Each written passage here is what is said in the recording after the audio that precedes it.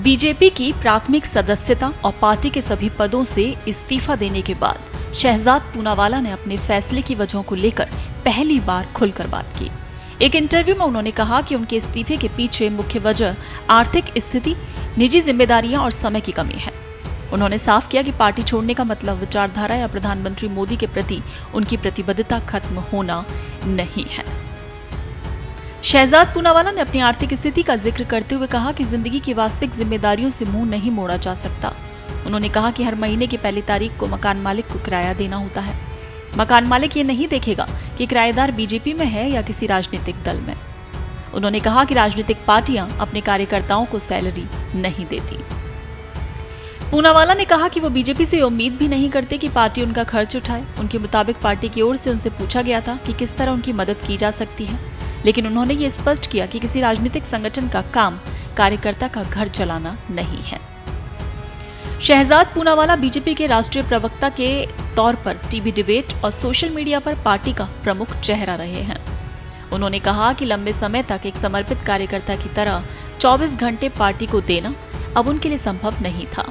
निजी जीवन की जिम्मेदारियां बढ़ गई थी और समय की कमी के कारण वो अपनी मां की देखभाल भी ठीक से नहीं कर पा रहे थे। उन्होंने कहा कि राजनीति कोई नौकरी नहीं है।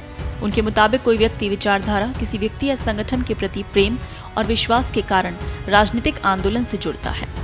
उन्होंने कहा कि बीजेपी की विचारधारा और प्रधानमंत्री मोदी के विजन के प्रति उनका समर्पण अभी भी कायम है। पूनावाला ने अपने इस्तीफे को बीजेपी और उसकी विचारधारा से दूरी के तौर पर देखने से इनकार किया। उन्होंने कहा कि वो सोशल मीडिया के माध्यम से अब भी खुद को बीजेपी का समर्पित कार्यकर्ता मानते हैं और अपनी भूमिका निभाते रहेंगे। उन्होंने ये भी स्पष्ट किया कि उनका फैसला आर्थिक और पारिवारिक जिम्मेदारियों से जुड़ा है।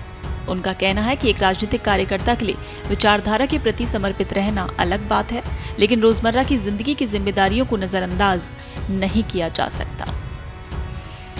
वहीं जब शहजाद पूनावाला से ये पूछा गया कि क्या वो दोबारा कांग्रेस में वापसी के बारे में सोच सकते हैं, तो उन्होंने पहले तो मजाकिया अंदाज में कहा, आर यू क्रेजी। हालांकि इसके बाद उन्होंने अपनी बात रखते हुए एक शर्त जरूर बताई। पूनावाला ने कहा कि अगर राहुल गांधी, सोनिया गांधी और प्रियंका वाड्रा को कांग्रेस से हटा दिया जाए और नेहरू की कथित गलतियों के लिए माफी मांगी जाए, तभी वो कांग्रेस में जाने पर विचार करेंगे। तो इस तरह से बीजेपी से इस्तीफे के बाद शहजाद पूनावाला ने एक तरफ अपने फैसले की व्यक्तिगत और आर्थिक वजह बताई, तो वहीं दूसरी तरफ बीजेपी की विचारधारा और प्रधानमंत्री नरेंद्र मोदी के प्रति अपनी प्रतिबद्धता को भी दोहराया। उनके बयान ने उनके इस्तीफे के पीछे की वजह और भविष्य की राजनीतिक भूमिका को लेकर अब नई चर्चा छेड़ दी है। देश दुनिया की ताजा खबरें और वीडियोस के लिए अभी डाउनलोड करें पत्रिका ऐप।